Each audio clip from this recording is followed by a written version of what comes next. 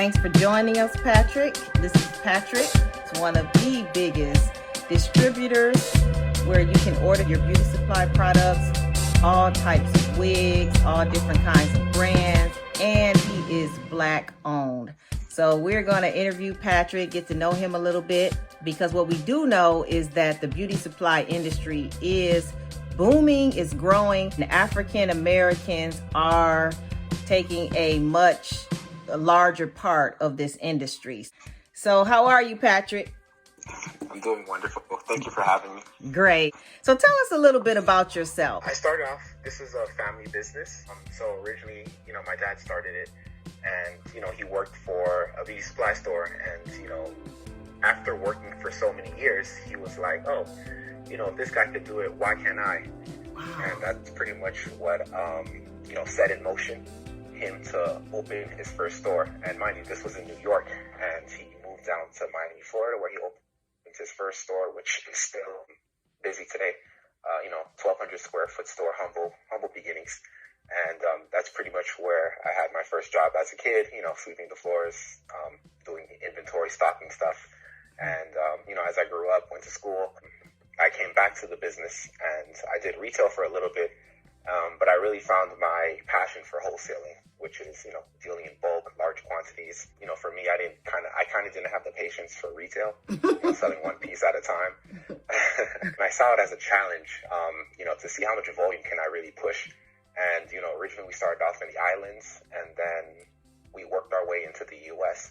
And the U.S. we saw was a very thriving market, and a market that was in demand because, the consensus that I get with all the beauty supply beauty supply owners that I speak to is, my rep doesn't get back to me. They always say they're out of stock. I can't get an account. It was mind blowing because, we are the largest consumers of these products, yet, we don't really have a voice when it comes to ownership. I really wanted to level out the playing field, such that everyone can be competitive, and everyone wants to create that legacy business.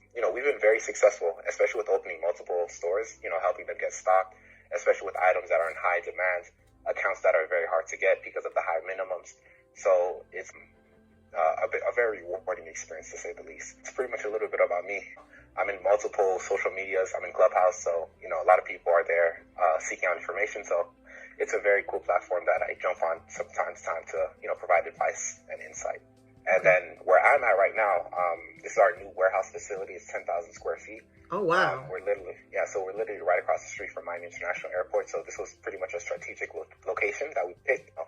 This was, I tell everyone that when I moved here, this should be like, you always want to put yourself in a position where you're comfortable in an uncomfortable situation. Originally we went from a 3,000 square foot warehouse to this, and that transition was extremely scary, to say the least. Yeah, with Corona and everything happening, that was when we moved, that was when it was at its peak. Okay. And, it was crazy. February last year, looking back, we've made some strides, to say the least. So you just moved into the 10,000 square foot space recently. Yeah, so this is, last month was our 1 year anniversary here. Okay. And when you were in the 3,000 square foot space, did you also have to rent storage units to accommodate all of your inventory? No, pretty much everything was jam-packed. So, jam-packed, from ground to ceiling. So okay, it was super, super clustered. What year did you start taking in the reins? I was always involved, really. But I really took full control of the wholesale aspect, I would say 6 years ago. Okay. And that's, really where I took a lead, and I was like, okay, I'm going to do this, and I'm going to go all the way. Oh, and did things change? Did the sales increase? Oh, for sure. Most definitely. Oh, wonderful. What would you say would be the most challenging thing about being a wholesale distributor? Having everything that everyone wants. We specialize mainly in hair. Our top brands are Sensational, Outre, Bobby Boss, Janet. But, everyone is obsessed with free tress, So everyone wants the free tress crochet. Everyone wants, the Havana twist. But, getting an account with these companies, even for us, has been extremely difficult But we try to mitigate that by having something that's of similar quality, so that you can still make money, still make profit, and still bring customers in the door. But I would say that's probably the biggest, trying to get all the account that everyone wants. Yeah. And what would you say is the most rewarding part of being a wholesale distributor? The most rewarding is seeing the growth, most definitely. We started businesses that have been purchasing maybe $500 every 2 weeks, every 3 weeks, $500, and then all of a sudden they start ordering $2,000, $3,000, and it's really, really a good feeling to see that kind of growth. And then once they start expanding to different stores and locations, it's like, oh man, so it's like it's not impossible, especially in my case. A lot of people, it's like, oh, this industry is so difficult. We're the Black people, we consume everything, but there's no ownership. But I could safely say, especially with certain companies, we're top three accounts. So a little bit of insights, like to survive and to prosper in this industry, it's not impossible, especially when you're Black. But where do you see the beauty supply industry when it comes to ownership with Blacks? Oh, it's definitely growing, and it's definitely on the rise. And companies are aware of this now. All the major companies, they're seeing an increase in applicants. A lot more increase in applicants. So it's like it's like everyone says. There's only so long that you could be ignored. But once you gather everyone to the door, it's like, okay, you can't say no to all of us. And I just see that growth on the rise. So it looks very, very promising. If someone wanted to become a wholesaler, like such as yourself and your family, what are some of the steps they should take to get into the wholesaling market? Because, Patrick, we really do need more Black wholesalers. We are often treated horribly when it comes to the Asian community and wholesaling. A lot of times we're locked out, and a lot of people don't even know you exist. So this is why we're doing this video, so that they can know they have somewhere to go where they don't have to feel locked out. If there are other African Americans or Blacks who want to get into wholesaling, what are some of the steps they should take? Well, I get this question asked a lot. And, it's funny because a lot of times people think that I'm going to be offended by it, because it's like, oh, if I ask him, he's a wholesaler, ask him, then, I'm going to be his competitor. But, at the end of the day, I'm very transparent. And, I feel as though this industry, it's $1 billion industry. We're a single company, and I can't supply the entire world. The market is way big enough to support multiple wholesalers. But to answer your question, just to get started, you definitely need the capital, you need space, and you need the clientele. So that's pretty much the top 3 things that's going to make or break your business. When people order, you can't be like, oh, give me 1 week because I got to order from my supplier, and then once it comes in, I'll ship it to you. You have to have everything on hand, ready to ship out as soon as the orders are placed. You need to have a facility that can, accommodate the large inventory that you're going to hold, and you need the customer base. For my case, building a customer base, it's based heavily on marketing, how active you are in social media, your website presence. So those, I would say, are the top 3 things in order to get you started. And then you have to have the products that people are in demand, products that people want. About how? Okay. Because when you think about it, we supply beauty supply stores. So, a beauty supply store may order a couple cases of braiding hair, maybe a couple cases of crochet hair. So, if you're operating with a budget of $10,000 trying to be a wholesaler, 2 or 3 clients can wipe out your entire inventory. Yeah, that's true. So it's going to be kind of a short-lived business, but I do understand everyone has to start. I'm not familiarized with the product industry, but I do know that there's a huge demand, because everyone always asks, where can they get, certain products, the cream products and some other products. And, so I'm pretty sure there's a market in demand for that. And then too, I know that Blacks are aware that they can go and get bank loans if they, if they have good credit. They can apply for a bank loan in the 6-figure range, and they can start that way.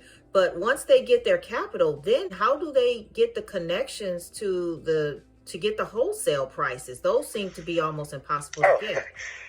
That's another thing. In a lot of the Facebook groups, they say, oh, the Asians, they get together and they buy a container, and then that's why they're able to sell, braiding hair. That's $2.99, whereas we're buying it and it's costing us $3.50. How are they doing this?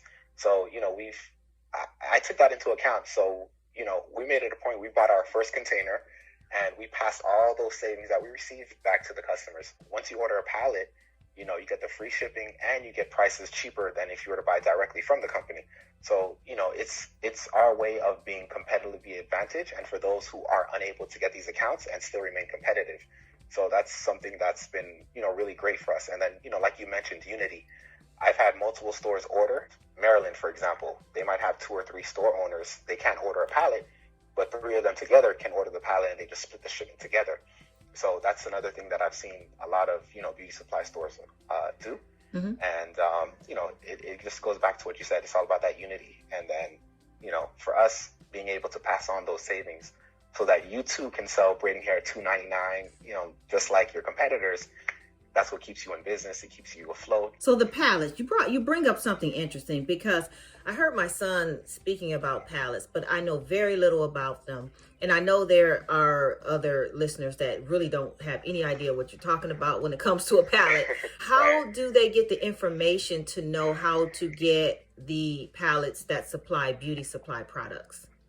So with this business, it's like I say, money talks.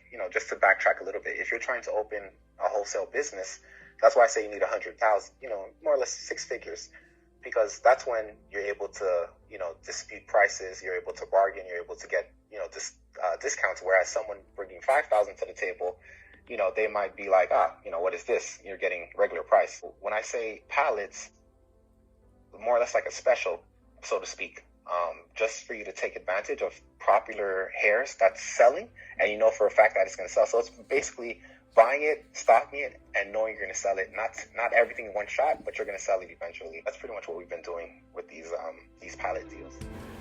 Go ahead and hit that subscribe button if you would like more information on vendors and operating your Black-owned beauty supply.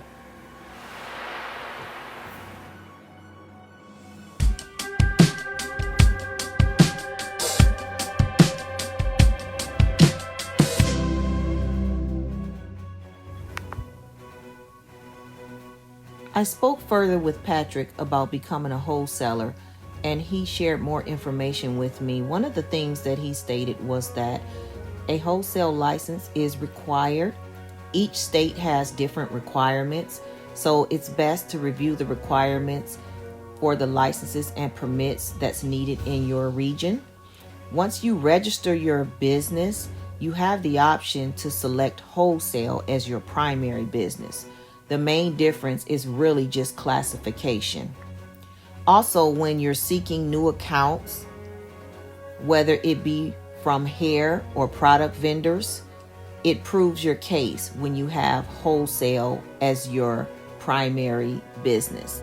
But at the end of the day, what it really comes down to is the money that you have to purchase with. That's what's going to stamp your position as a true wholesaler. So, of course, the more money you have, the more powerful you will be considered as a wholesaler.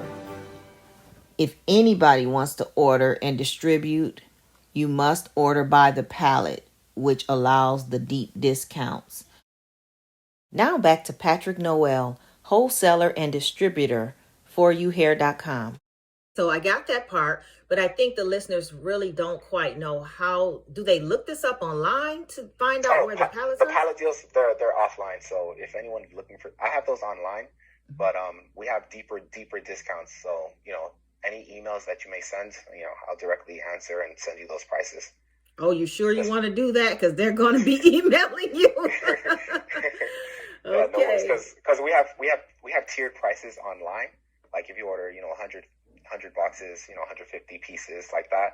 But then, for those big size orders, it's better that we take care of it, because then we could do the manually discounts and whatnot. So actually what you're saying is that if the listeners want to get into wholesaling, they can really connect with you and get into it that way if they have their money?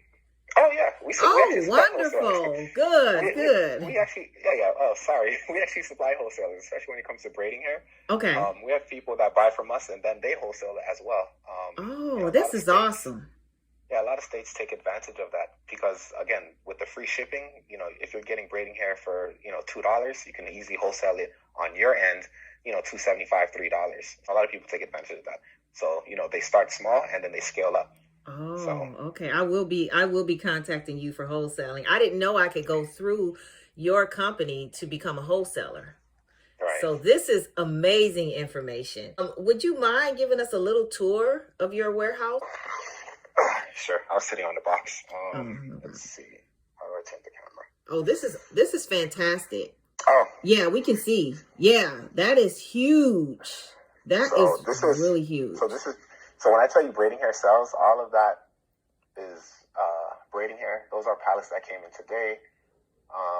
Braiding hair. We have, giant pallets. That is a full pallet of, 1B. Oh, wow. Shipping boxes, orders, and then this is the other side. And if you could talk a little bit about your brands that you specialize. I know Outre is a really hot brand. Some of the wigs you have, I know you have the butter lace wigs that a lot of people ask about. You have Sensational, which is hard to get. I've ordered Rua from you. I've ordered the African braid hair. So Sensational is our biggest line. Next up would be Outre. And then we carry Bobby Boss. We started expanding on Janet, just because of the butterfly locks. And Zuri is another one because of the headband wigs, which have been flying. And I've gotten human wigs from you as well. And as a matter of fact, I'm going to show the audience. I have on, this wig is My Tresses, and it is by Outre. And hopefully they can see my wig that I have on. I've gotten human wigs as long as 28 inches from you. And I've been able to sell those wigs for $300, $250, something like that.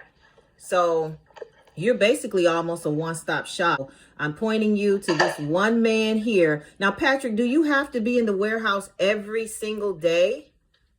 I'm like super hands-on, so right now I'm really working on trying to, like I said, automate the system so that, 3 months from now, if I'm not here, the business is still running itself. So that's pretty much my goal for 2021.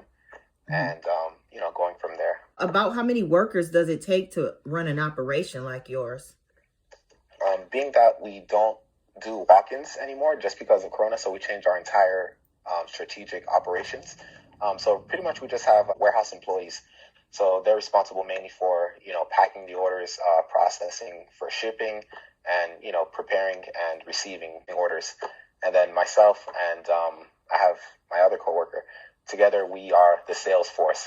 Wow. So you have to have probably about at least 8 to 10 people on deck? I have 10 employees. Okay. And then I have a side marketing team that handles pretty much the website and anything related to the website and social media. And, that's another thing that for new business owners, especially when you're creating a website, take it from me, it's worth it to pay someone that knows what they're doing when it comes to building your website. Because, I was one of the people who's like, I could do it. And, what takes me 4 hours to do, it takes them 30 minutes. So when you think you're saving money, in the long run, you're really not, because of the time you're expending trying to figure out something that could be done in 30 minutes by someone who's a qualified professional. If you go to the website now, I didn't build that website. So my first attempt was terrible. Okay. That's definitely something to keep in mind when you're starting your business and you're, doing an online website. Have someone knowledgeable that can, really put you out there. And, once you get traffic, people are purchasing and whatnot. So.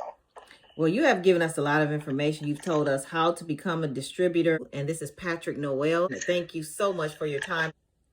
Yeah, the number 4, the letter U, hair.com. Okay. HAIR.com. Say it one more time. The number 4, the letter U, hair, HAIR.com. Okay, that's important enough.